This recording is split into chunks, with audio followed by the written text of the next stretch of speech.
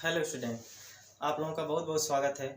तो आज हम कक्षा 12 की एक नया लेसन की शुरुआत करने जा रहे हैं, जो कि है उपशासनयोजक यौगिक, जिसको कोऑर्डिनेशन कंपाउंड इंग्लिश में बोला जाता है।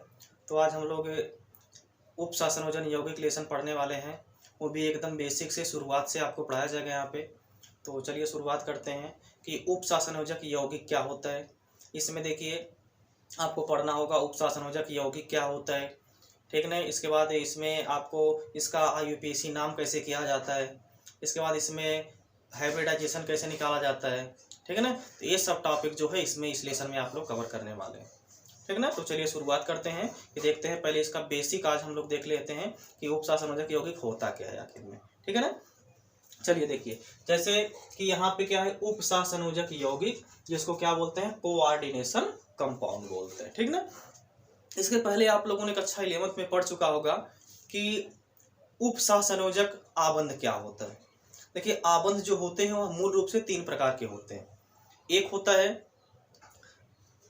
आयनिक आबंध, जिसको क्या बोलते हैं वैद्युत संयोजी आबंध। एक होता है सहसंयोजी आबंध, एक होता है सहसंयोजी आबंध, और आपका तीसरा जो होता है वो क्या होता है उपशासनयोजी आबंध। यानी कि जो आपका आबंध होता है वह 3 ही प्रकार का होता है। पहला जिसमें क्या होता है आपका आयनिक आबंध, क्या होता है आयनिक आबंध, जिसको क्या बोलते हैं आप आयोनिक बॉन्ड बोलते हैं। दूसरा आपका इसमें होता है सहसंयोजी आबंध, दूसरा क्या होता है सहसंयोजी आबंध होता है, जिसको आप क्या बोलते हैं कोवैलेंट बॉन्ड बोलते हैं, कोवैलेंट बॉन्ड बोलते हैं। इसके बाद फिर तीसरा इसमें जो आपका आता है उपसहसंयोजी आबंध, उपसहसंयोजी आबंध, जिसको आप क्या बोलते हैं कोऑर्डिनेट बॉन्ड बोलते हैं। यही 3 प्रकार से बॉन्ड होते हैं। और हाँ, जो आयनिक आबंध है इसी को विद्युत संयोजी आबंध भी बोला जाता है। इलेक्ट्रोवैलेंट बॉन्ड भी इसी को बोला जाता है, यानी कि वैद्युत संयोजी आबंध भी इसी को बोला जाता है। तो यही मूल रूप से 3 प्रकार के बॉन्ड जो है वो देखने को मिलते हैं किसी भी कंपाउंड में, ठीक। तो इसमें से आपको यहाँ पे जो ध्यान देना है वो उपसहसंयोजी आबंध के बारे में ध्यान देना है कि उपसहसंयोजी आबंध क्या होता है, कैसे बनता है। इसके बारे में पहले हम थोड़ा सा आपको इंट्रोडक्शन देंगे, उपसहसंयोजी आबंध क्या होता है। तो देखिए उपसहसंयोजी, पहले तो हम तीनों के बारे में आपको बता दें बनता कैसे है। देखिए जो आयनिक आबंध है, जैसे कि यहाँ पे आपको क्लियर हो रहा होगा आयोनिक बॉन्ड, जिसमें क्या होंगे आयन होंगे, यानी कि जिसमें जो 2 आयनों के मध्य बनता हो बॉन्ड, उसी को क्या बोलते हैं यहाँ पे आयनिक बॉन्ड बोलते हैं, ठीक है ना। और इसमें होगा क्या, दरअसल इलेक्ट्रॉन का ट्रांसफर होता है। जैसे कोई मेटल है, जैसे मान लीजिए आपका सोडियम, ये आपका धातु है, यह अगर किसी अधातु के साथ जुड़ता है, जब कोई धातु किसी अधातु के साथ जुड़ता है तो वहां पे कौन सा बॉन्ड मिलता है आयोनिक बॉन्ड बनता है। तो यहाँ पे जो धातु आपका सोडियम है, यह किसके साथ जुड़ रहा है, मान लीजिए यहाँ पे आपका क्लोरीन है। अब जो सोडियम है इसके आउटर मोस्ट सेल में, यानी कि इसके बाहरी कोश में कितना इलेक्ट्रॉन होता है, 1 इलेक्ट्रॉन होता है। सोडियम का परमाणु क्रमांक कितना होता है 11 होता है, इसके बाहरी कोश में 1 इलेक्ट्रॉन होता है। इसके बाद आपका जो क्लोरीन है इसका परमाणु क्रमांक 17 होता है, इसके बाहरी कोश में कितना इलेक्ट्रॉन होता है 7 इलेक्ट्रॉन होता है। तो इसके बाहरी कोश में 7 इलेक्ट्रॉन है, ठीक ना। अब इसको अष्टक कंप्लीट करने के लिए कितना इलेक्ट्रॉन चाहिए, 1 इलेक्ट्रॉन चाहिए, और इसको अष्टक कंप्लीट करने के लिए भी 7 इलेक्ट्रॉन चाहिए। जबकि ये क्या है मेटल है, यह इलेक्ट्रॉन को खींचना नहीं चाहता, इसमें इतनी कैपेसिटी नहीं होती है, इसकी जो इलेक्ट्रोनेगेटिविटी होती है बहुत कम होती है। इसकी इलेक्ट्रोनेगेटिविटी यानी कि जो विद्युत ऋणात्मकता होता है वो क्या होता है बहुत ही ज्यादा कम होता है। और क्लोरीन जो है आपका क्या है, ये अधातु है, इसकी इलेक्ट्रोनेगेटिविटी जो है वो क्या है, यानी कि जिसको आप विद्युत ऋणात्मकता बोलते हैं, वो क्या है बहुत ही ज्यादा इसके यहाँ पे। तो क्लोरीन क्या करेगा, इलेक्ट्रॉन को अपनी तरफ खींचेगा। तो जो सोडियम है ये तो बेचारा इसके बाहरी कोश में 1 इलेक्ट्रॉन है, ये आसानी से क्लोरीन को 1 इलेक्ट्रॉन दे देता है। तो यहाँ पे क्या हो जाता है, इलेक्ट्रॉन का ट्रांसफर हो जाता है। तो यहाँ पे देखिए बनता क्या है, अब देखिए Na क्या किया, अपने अंदर से 1 इलेक्ट्रॉन को निकाला है, तो क्या बना लेगा Na पर प्लस आ जाएगा, और Cl क्या किया है 1 इलेक्ट्रॉन को ग्रहण कर लिया है, तो क्या बन जाएगा Cl पर माइनस बन जाएगा। अब यहाँ पे ये जो एक कंपाउंड बन जाएगा जिसका नाम क्या हो जाएगा NaC। जिसको आप क्या बोलते हैं, सोडियम क्लोराइड बोलते हैं। बात क्लियर हुई? यहाँ पे क्या हो रहा है, इलेक्ट्रॉन का ट्रांसफर हो रहा है, तो यहाँ पे जो आबंध बनता है उसे क्या बोलते हैं, आयनिक आबंध बोलते हैं, ठीक ना। जैसे MgCl2 आप देख लीजिए, इसमें भी आपको मिलेगा आयनिक आबंध मिलेगा, ठीक ना। या फिर आप AlCl3 देख लीजिए, ठीक ना, या फिर आप Na2O देख लीजिए, ठीक ना। तो ये सभी के सभी इसमें कौन से आबंध मिलने वाले हैं आपको, आयनिक आबंध, यानी कि वैद्युत संयोजी आबंध। यानी कि जब कोई धातु किसी आधातु के साथ जुड़ता है तो वहां पे जो आबंध बनता है वो कौन सा आबंध बनता है, वैद्युत संयोजी आबंध या आयनिक आबंध बनता है। अगर आपको इसमें कोई दिक्कत हो रही है तो एक नए अलग से वीडियो हम आपको बना देंगे कि तीनों बॉन्ड को इसमें हम डिटेल से अध्ययन करेंगे, ठीक ना, एग्जाम्पल के माध्यम से। चलिए इसके बाद फिर जो अगला है आपका क्या समझना है यहाँ पे, सहसंयोजी आबंध। अब सहसंयोजी आबंध क्या होता है, देखिए जैसे आपको Cl2 दे दिया जाए, क्लोरीन। अब क्लोरीन के बाहरी कोश में कितना इलेक्ट्रॉन होता है भाई, 7 इलेक्ट्रॉन होता है। क्लोरीन जो होता है इसके बाहरी कोश में 7 इलेक्ट्रॉन होता है, तो इसको अष्टक कंप्लीट करने के लिए कितना इलेक्ट्रॉन चाहिए, 1 इलेक्ट्रॉन चाहिए। तो 2 क्लोरीन जैसे ही हो गया, इसके भी बाहरी कोश में 7 इलेक्ट्रॉन और इसके भी बाहरी कोश में 7 इलेक्ट्रॉन, 7 इलेक्ट्रॉन। अब इसको भी एक चाहिए और इसको भी एक चाहिए, और यहाँ पे ये भी आधातु है और ये भी आधातु है, इसकी भी विद्युत ऋणात्मकता जो है वही विद्युत ऋणात्मकता इसकी है। तो क्या यहाँ पे कोई इलेक्ट्रॉन देना चाहेगा, बिल्कुल भी नहीं देना चाहेगा। जब वहां पे क्या था, जो आयनिक आबंध था उसमें क्या था, एक धातु था एक अधातु था, एक इलेक्ट्रॉन लेने वाला था एक इलेक्ट्रॉन देने वाला था, तो वहां पे इलेक्ट्रॉन का ट्रांसफर हो जा रहा था। लेकिन यहाँ पे अब बात फंस गई, बात ये फंस गई है कि दोनों की यहाँ पे इलेक्ट्रोनेगेटिविटी सेम है, दोनों की यहाँ पे विद्युत ऋणात्मकता क्या है, सेम है, यानी कि बराबर है। तो जब बराबर है यहाँ पे, तो यहाँ पे ये दोनों कोई भी इलेक्ट्रॉन जो है वो देना नहीं चाहेगा। तो ये सब क्या बोलते हैं कि चलो भाई हम लोग आपस में साझा कर लेते हैं, क्या कर लेते हैं, साझा कर लेते हैं। अब देखिए एक एक इलेक्ट्रॉन का दोनों क्या कर लेते हैं, यहाँ पे साझा कर लेते हैं। अब यहाँ पे क्या हो गया, साझा कर लिए आपस में, जब साझा कर लिए तो यहाँ पे कौन सा आबंध बन जाएगा, सहसंयोजी आबंध। यानी कि साझेदारी के द्वारा जो आबंध बनता है वो आबंध क्या कहलाता है, सहसंयोजी आबंध कहलाता है। क्लियर ना। अब यहाँ पे क्या बन जाता है आपका, Cl सिंगल बॉन्ड Cl, और जितने इलेक्ट्रॉन का साझा होता है उतना ही बॉन्ड बनता है। यानी 2 इलेक्ट्रॉन का साझा होगा तो 2 इलेक्ट्रॉन यानी डबल बॉन्ड बनेगा, द्विआबंध जिसको हिंदी में बोला जाता है। अगर 3-3 इलेक्ट्रॉन का साझा होगा तो ट्रिपल बॉन्ड बनेगा, यानी कि त्रिआबंध बनेगा। यानी कि ये जैसे भाई आपका ऑक्सीजन है, ऑक्सीजन में आप देखते हैं तो डबल बॉन्ड बनता है। N2 अगर आप देखें तो नाइट्रोजन नाइट्रोजन के बीच में ट्रिपल बॉन्ड बनता है। तो ये सब आबंध कैसे हैं आपके, सहसंयोजी आबंध। क्लियर। अब हमको जो तीसरे पे फोकस करना है, जो कि इंपॉर्टेंट है, जो कि हमारे काम का है, जो कि क्या है आपका, उपसहसंयोजी आबंध। कौन है आपका, उपसहसंयोजी आबंध, जिसको आप क्या बोलते हैं, कोऑर्डिनेट बॉन्ड बोलते हैं। क्लियर। एक मिनट रुकिए।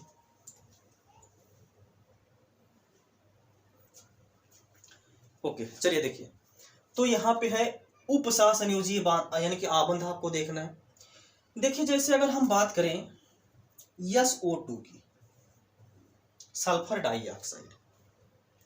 अब भाई सल्फर जो होता है, सल्फर का परमाणु क्रमांक कितना होता है, 16 होता है। भाई अगर आपको परमाणु क्रमांक नहीं याद है तो आप लोग जरूर से परमाणु क्रमांक और तत्व का प्रतीक और उसका इलेक्ट्रॉनिक विन्यास, इतना तो आप लोग बहुत जरूरी याद कर लीजिए। अगर आपको केमिस्ट्री में कुछ करना है तो, केमिस्ट्री अगर आपको पढ़ना है तो, नहीं पढ़ना है तो भाई आपकी बात अलग है, ठीक है ना। चलिए देखिए, तो ये आपका है सल्फर डाइऑक्साइड। अब जो सल्फर है, सल्फर का परमाणु क्रमांक कितना होता है, सल्फर जो होता है इसका परमाणु क्रमांक होता है 16। इसका इलेक्ट्रॉनिक विन्यास अगर करते हैं तो बाहरी कोश में कितना इलेक्ट्रॉन आता है, 6 electron, 1s2 2s2 2p6 3s2 3p4, 2 2 4 6 4 10 2 12 और 4 यहाँ पे 16। अब देखिए इसके बाहरी कोश में कितना इलेक्ट्रॉन हो गया, 2 इसमें 4 इसमें, टोटल 6 इलेक्ट्रॉन है इसके बाहरी कोश में। ऑक्सीजन को देखिए, ऑक्सीजन का परमाणु क्रमांक कितना है, 8 है। इसका इलेक्ट्रॉनिक विन्यास करेंगे तो 1s2 2s2 2p4 मिलेगा, 2 2 4 और 4 8। इसके बाहरी कोश में भी कितना इलेक्ट्रॉन है भाई, 6 इलेक्ट्रॉन। यानी कि एक सल्फर है और 2 ऑक्सीजन है यहाँ पे। अब भाई इसके बाहरी कोष में कितना इलेक्ट्रॉन है? 6 इलेक्ट्रॉन है, 3 4 5, यहाँ पे 6। इसके भी बाहरी कोष में 6 इलेक्ट्रॉन है, इसके भी बाहरी कोष में 6 इलेक्ट्रॉन होगा भाई, ये भी तो ऑक्सीजन ही है। अब इसको चाहिए 2 इलेक्ट्रॉन अष्टक पूरा करने के लिए, इसको भी 2 चाहिए, इसको भी, यानी कि सबको 2-2 इलेक्ट्रॉन की जरूरत है अपना अष्टक कंप्लीट करने के लिए। अष्टक मतलब समझ रहे हैं ना? अष्टक का मतलब कोई भी तत्व जो होता है अपने बाहरी कोष में 8 इलेक्ट्रॉन पूरा करने की कोशिश करता है, हाइड्रोजन को छोड़कर, ठीक ना? वही नियम क्या कहलाता है? अष्टक नियम कहलाता है। और वह अक्रिय गैसों के समान इलेक्ट्रॉनिक विन्यास प्राप्त करना चाहता है। जब उसके पास 8 इलेक्ट्रॉन पूरा हो जाता है बाहरी कोष में, तो वह अक्रिय गैसों के समान जो है कि व्यवहार करने लगता है। क्लियर ना? चलिए देखिए, तो इसको भी भाई 2 चाहिए, इसको भी 2 चाहिए, इसको भी 2 चाहिए। अगर यह एक एक इलेक्ट्रॉन का साझा कर रहा है दोनों से, तब तो सल्फर तो फायदे में हो जाएगा, लेकिन इसका भी नुकसान होगा और इसका भी नुकसान होगा। ये जो सल्फर इस ऑक्सीजन को कहीं का नहीं छोड़ेगा, इसको भी और इसको भी। तो ये दोनों मना कर देते हैं, भाई हम एक इलेक्ट्रॉन कभी भी नहीं देंगे, क्योंकि भाई इसका अष्टक ही नहीं कंप्लीट हो पाएगा, इसका पेट ही नहीं भर पाएगा। बात समझ में आ रही ना? वही हाल यहाँ पे भी है। तो जो सल्फर है, इसके दिमाग में एक बात आती है कि क्या, कि क्यों ना हम किसी ऑक्सीजन से 2 इलेक्ट्रॉन का साझा कर ले, चाहे इससे और चाहे इससे। तो यह 2 इलेक्ट्रॉन का साझा कर लेता है, या तो इससे या तो इससे। तो देखिए, जब 2 इलेक्ट्रॉन का साझा कर लेगा, इसके पास भी भाई 8 पूरा हो गया, इसके पास भी 8 पूरा हो गया। अब इसको किसी भी इलेक्ट्रॉन की जरूरत है नहीं, जो सल्फर है, सल्फर को किसी भी इलेक्ट्रॉन की जरूरत नहीं, लेकिन इस ऑक्सीजन को जरूरत है। तो सल्फर क्या कहता है, भाई तुम 2 इलेक्ट्रॉन हमारा ले सकते, लेकिन बिल्कुल यानी एकदम से नहीं ले लेना। तुम 2 इलेक्ट्रॉन जो हमारा है वो ले सकते हो, जब तुम्हारे पास काम लगेगा तो अपना यूज कर लेना, जब हमारे पास काम कर लगेगा तो हम अपना इलेक्ट्रॉन अपने से फिर से क्या करेंगे, अपनी तरफ खींच लेंगे, यानी कि हम अपना इलेक्ट्रॉन ले लेंगे। तो यहाँ पे जो सल्फर है क्या कर देता है, 2 इलेक्ट्रॉन का इसको क्या कर देता है, ट्रांसफर, यानी 2 इलेक्ट्रॉन इसको क्या कर देता है, साझा कर लेता है इससे। लेकिन साझा करने का मतलब एकदम से साझा नहीं करता है, 2 इलेक्ट्रॉन का साझा केवल इससे करता है। अब देखो, इसके पास भी 8 हो गया, इसके पास तो 8 था ही, या कह रहा ना, या जो इलेक्ट्रॉन है एकदम से नहीं देता इसको, यहाँ पे केवल साझा करता है। साझा करता है तो साझा इस प्रकार से करता है कि केवल सल्फर ही इससे साझा करता है, ऑक्सीजन इससे शेयरिंग यानी कि साझा नहीं करता। तो यहाँ पे क्या बन जाता है, उपसह संयोजी आबंध, यानी कि इसकी संरचना ऐसे बन जाती है, यस, यहाँ पे देखिए 2-2 इलेक्ट्रॉन का साझा हुआ तो डबल बॉन्ड, यहाँ पे इसको ऐसे तीर द्वारा दर्शा दिया जाता है, यही जो तीर होता है यही कहलाता है उपसह संयोजी आबंध कहलाता है। जो उपसह संयोजी आबंध होता है उसमें हमेशा जो शेयरिंग होती है, साझेदारी होती है, वो पेयर की होती है, यानी कि जोड़े की होती है, ठीक ना? उसमें हमेशा 2 इलेक्ट्रॉन की शेयरिंग होती है, यानी कि 2 इलेक्ट्रॉन का साझा उसमें कंपलसरी होता ही होता है। आई बात समझ में? ये यहाँ पे जो आबंध बना वो कौन सा आबंध बना, उपसह संयोजी आबंध। तो इसी पे आपको फोकस करनी है। और हम आपको एग्जांपल दे दें उपसह संयोजी आबंध का। जैसे देखिए, आपका भाई ओजोन ले लीजिए, यानी कि O3 ले लीजिए, क्या ले लीजिए, O3 यानी कि ओजोन, O3। अब 3 ऑक्सीजन है, इसके भी बाहरी कोष में 6 इलेक्ट्रॉन है, इसके भी बाहरी कोष में 6 इलेक्ट्रॉन है, इसके भी बाहरी कोष में 6 इलेक्ट्रॉन है। अब सबको 2-2 इलेक्ट्रॉन चाहिए, तो भाई सबकी ख्वाहिश तो पूरी नहीं कर सकता एक ऑक्सीजन, किसी एक की ही करेगा। तो चाहे इसकी कर देगा चाहे इसकी कर देगा, यानी कहने का मतलब चाहे इससे क्या कर लेगा, यह 2 इलेक्ट्रॉन का साझा कर लेगा। यहाँ पे देखिए ऐसे साझा कर लिया यहाँ पे। अब इसका तो हो गया पूरा, इसका भी पूरा हो गया, लेकिन यही ऑक्सीजन जो है वो बेचारा एकदम ताक रहा है इलेक्ट्रॉन के लिए कि भाई कहीं से हमको भी इलेक्ट्रॉन मिले। तो इससे जाकर के गिड़गिड़ाने लगता है। तो ऑक्सीजन जो है, ये जो ऑक्सीजन है वो क्या कहता है कि चलो भाई इतने ज्यादा गिड़गिड़ा रहे हो तो हम तो तुमको 2 इलेक्ट्रॉन का साझा तुमसे कर लेते हैं, लेकिन एक बात ध्यान रहे कि हमारा इलेक्ट्रॉन जो है वो लेकर के भागना मत, जब हमको जरूरत पड़ेगी तो हम अपना इलेक्ट्रॉन तुमसे लेंगे। ये बोलता है भाई ठीक है, तब ये क्या कर देता है, 2 इलेक्ट्रॉन इसको दे देता है। अब यहाँ पे कौन सा आबंध बन गया, देखिए उपसह संयोजी आबंध। क्या यहाँ साझा किया, दोनों साझा किए हैं? नहीं, यहाँ पे एक ही साझा कर रहा है, वो भी एक ही साझा कर रहा है। तो यहाँ पे क्या बन जाता है, उपसह संयोजी आबंध, यानी इसकी जो संरचना है वैसे बन जाती है। ये देखिए यहाँ पे जो उपसहसंयोजी आबंध होता है वह सहसंयोजी आबंध की तरह से ही व्यवहार करता है। इतनी बात क्लियर हुई? तो यही होता है क्या, उपसहसंयोजी आबंध। चलिए अब हम अपनी टॉपिक पे आते हैं। हम लोग पढ़ रहे हैं उपसहसंयोजक यौगिक कोऑर्डिनेशन कंपाउंड। तो आपको आइडिया लग गया होगा कि उपसहसंयोजी आबंध क्या होता है। क्लियर? चलिए अब हम शुरू करते हैं अपने लेसन को। देखिए अब जो आप लोगों ने देखा होगा द्विक साल्ट, यानी कि द्विक लवण जिसको बोलते हैं, द्विक लवण, डबल साल्ट जिसको बोलते हैं, द्विक लवण जिसको डबल साल्ट बोलते हैं, डबल साल्ट बोलते हैं, जो कि आप लोगों ने फिटकरी का नाम सुना होगा। फिटकरी का फार्मूला याद है? क्या होता है, K2SO4 Al2SO4 का होल थ्राइस इंटू 24H2। ये है आपका डबल साल्ट जिसको द्विक लवण बोलते हैं। जब आप इसको पानी में डालेंगे, ध्यान समझिएगा, जब आप इसको क्या करेंगे H2O में, यानी कि जब आप इसको पानी में डालेंगे, जैसे ही आप इसको पानी में डालेंगे यानी कि H2O में डालेंगे, जल में डालेंगे, इसके जितने के जितने आयन होते हैं सभी आयन अपने आयनों में टूट जाते हैं।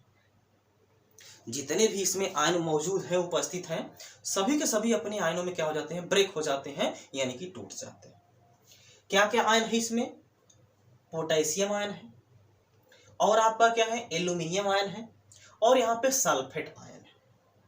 चलिए देखिए, पोटेशियम यानी 2K जो होगा वह प्लस में चेंज हो जाता है, और क्या बना लेता है, जो आपका 2 एल्यूमिनियम है यह 3+ में चेंज हो जाता है, और जो सल्फेट है यहाँ पे 4 है, तो यहाँ पे जो आपका SO4 है यानी कि 4SO4 है वो क्या हो जाता है, आपका 2- में चेंज हो जाता है। अब आपने क्या देखा कि जितने के जितने आयन यहाँ पे थे वो सभी के सभी अपने आयनों में टूट गए, लेकिन कब, जब हम उसको पानी में डालें तब। जब हम उसको पानी में डालें तो यह अपने आयनों में क्या हो गए, टूट गए। अगर यह पूर्ण रूप से अपने आयनों में टूट जाते हैं तो ऐसे साल्ट को, ऐसे लवण को ही क्या बोला जाता है, द्विक लवण बोला जाता है। इसी लवण को क्या बोलते हैं, द्विक लवण बोलते हैं। अब यहाँ पे आपके सामने एक एग्जाम्पल हम और लिख रहे हैं, आपके सामने हम यहाँ पे एक एग्जाम्पल और लिख रहे हैं, ठीक है। जैसे इसको मिटाएं, ओके, तो ये क्या है आपका द्विक लवण। द्विक लवण क्या चीज होता है, जिसको अगर आप जल में डालेंगे तो वह पूर्ण रूप से अपने आयनों में टूट जाएगा, तो ऐसे लवण को क्या बोलते हैं, द्विक लवण बोलते हैं। क्लियर ना? अब जरा एक एग्जाम्पल हम यहाँ पे और लिखें। ये एग्जाम्पल है आपके सामने, AgNH3 का ट्वाइस है यहाँ पे, और यहाँ पे है Cl2। अब जब इसको अगर आप जल में डालेंगे, सॉरी Cl क्यों रहेगा, अब जब आप इसको अगर आप जल में डालेंगे तो ये होगा क्या, AgNH3 का ट्वाइस, यह बन जाएगा प्लस में, और फिर प्लस Cl जो होगा वह किस में टूट जाएगा, माइनस में टूट जाएगा। तो आपने क्या देखा, यहाँ पे जितने आयन आपने लिए थे क्या वो सभी अपने आयनों में ब्रेक हुए, यानी कि सभी के सभी जो आयन थे अपने आयनों में टूटे, नहीं टूटे।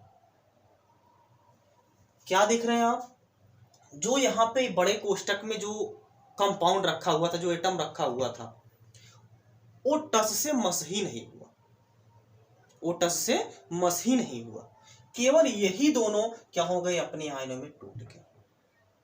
ये भी तो भाई आपका क्या, एक प्रकार का साल्ट ही है, लवण ही है, पॉजिटिव और निगेटिव से ही मिलकर के बना। तो ऐसा जो लवण होता है, ऐसे जो यौगिक होते हैं, उसी यौगिक को उपसह संयोजक यौगिक बोलते हैं। यानी कि इसी यौगिक को आप क्या बोल देंगे, उपसह संयोजक यौगिक बोल देंगे। यानी कि जो पूर्ण रूप से अपने आयनों में नहीं टूटेगा जल में डालने के बाद भी, ऐसे यौगिक क्या कहलाएंगे, उपसह संयोजी यौगिक कहलाएंगे। बात क्लियर हुई। तो उपसह संयोजक यौगिक जो होता है उसको अगर आप जल में डाल देंगे तो वह अपने आयनों में बिल्कुल भी नहीं टूटेगा। ये जो आपका कोष्टक है, कोष्टक तो बिल्कुल भी ब्रेक ही नहीं होगा, चाहे आप कितनों इस पर जो भी प्रोसेस कर रहा हो कर लो। कॉन्सेप्ट क्लियर हुआ। ये आपका क्या था, द्विक लवण था। द्विक लवण को अगर आपने क्या करेंगे, अगर आप पानी में डालेंगे तो वह पूर्ण रूप से अपने आयनों में टूट जाएगा। लेकिन जो आपका उपसह संयोजी यौगिक होता है, कोऑर्डिनेशन कंपाउंड होता है, वो कभी भी अगर आप जल में डालेंगे तो अपने आयनों में पूर्ण रूप से तो नहीं टूटेगा। क्लियर। तो अब इसकी डिफिनीशन हम लोग देख लेते हैं क्या होती है इसकी। हम लोग उपसह संयोजक यौगिक, तो इसी को आपको पढ़ना है। ये जो उपसह संयोजी यौगिक है इसी को इस लेसन में आपको पूरे डिटेल से इसको क्या करना है, अध्ययन करना है इसमें। क्लियर ना। तो यही है उपसह संयोजी यौगिक। तो इसी के बारे में हम इसमें क्या करेंगे, स्टडी करेंगे। ओके, चलिए ठीक। तो उपसह संयोजी यौगिक किसे कहेंगे। अब देखिए, जैसे कोई हम यहाँ पे कंपाउंड ले रहे हैं, जैसे चलिए मान लीजिए एक एग्जांपल है यहाँ पे, आप ले लीजिए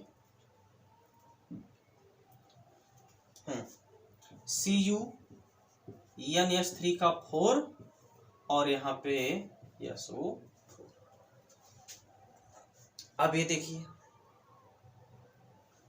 एक कैसे यौगिक है, उपसह संयोजी यौगिक। अब इसमें अब आप सोच रहे होंगे उपसह संयोजी यौगिक, अभी आपने तो बता रहे थे कि उपसह संयोजी आबंध इसमें पाया जाता है। तो उपसह संयोजी आबंध कैसे पाया जाता है, तो जरा यहाँ पे ध्यान दीजिए। देखिए जो होता है NH3 यहाँ पे कितना है, 4 है। तो जो NH3 है, NH3 के पास देखिए नाइट्रोजन के पास एक जोड़ी लोन पेयर ऑफ इलेक्ट्रॉन होता है। जो अमोनिया होता है, अमोनिया में जो नाइट्रोजन होता है, नाइट्रोजन के पास एक जोड़ी लोन पेयर ऑफ इलेक्ट्रॉन होता है। वही लोन पेयर ऑफ इलेक्ट्रॉन क्या करता है, इस कॉपर को डोनेट करता है। हालांकि अभी हम आपको बताएंगे कि कॉपर जो है वो क्या कहलाता है। ये जो NH3 है यहाँ पे उसका क्या काम है, क्या काम है, ये क्या कहलाता है, ये जो SO4 है वो क्या है। हालांकि इसको अभी आपको बताया जाएगा या फिर नेक्स्ट क्लास में आपको बताया जाएगा। तो बस आप यही यहाँ तक इतना ही जानते रहिए अभी तक कि यहाँ पे जो नाइट्रोजन होता है, नाइट्रोजन के पास एक जोड़ी लोन पेयर ऑफ इलेक्ट्रॉन होता है जिसको इलेक्ट्रॉन युग्म बोलते हैं। वही जो इलेक्ट्रॉन है वो क्या करता है, कॉपर को दान करता है, डोनेट करता है, लेकिन शेयरिंग नहीं करता है। तो यहाँ पे lone pair of electron donate कर रहा है, दान कर रहा है। तो यहाँ पे इसके और इसके मध्य जो है वो कौन सा आबंध बनेगा, उपसह संयोजी आबंध बन जाएगा। यानी कि इसकी अगर आपको डिफिनीशन बोलनी होगी तो क्या हो जाएगा, ऐसा यौगिक जिसमें, इसको देखिए बोलते हैं केंद्रीय धातु परमाणु, इसको बोलते हैं लिगेंड। ऐसे यौगिक जिसमें केंद्रीय धातु परमाणु तथा लिगेंड के मध्य उपसह संयोजी आबंध पाया जाता है, ऐसे यौगिकों को ही क्या बोला जाता है, उपसह संयोजी यौगिक बोला जाता है। ऐसे यौगिक को क्या बोलेंगे, उपसह संयोजी यौगिक बोलेंगे। क्लियर। जैसे आपका देखिए यहाँ पे ये हो गया। अब इसमें जो नाइट्रोजन है, नाइट्रोजन कॉपर को क्या करेगा, लोन पेयर ऑफ इलेक्ट्रॉन को क्या करेगा, शेयरिंग कर देगा। और आप जानते हैं जब पेयर में इलेक्ट्रॉन की शेयरिंग होती है तो वहां पे कौन सा आबंध बनता है, उपसह संयोजी आबंध का निर्माण होता है। तो यहाँ पे दोनों क्या बना लेते हैं, उपसह संयोजी आबंध का निर्माण कर लेते हैं। तो ऐसे यौगिक जिसमें लिगेंड तथा केंद्रीय धातु परमाणु के मध्य उपसह संयोजी आबंध पाया जाता है, ऐसे यौगिक को क्या बोला जाता है, बोलिए, कोऑर्डिनेशन कंपाउंड, यानी कि उपसह संयोजन यौगिक बोला जाता है। क्लियर। अब इसके बारे में और डिटेल से हम लोग नेक्स्ट क्लास में पढ़ेंगे।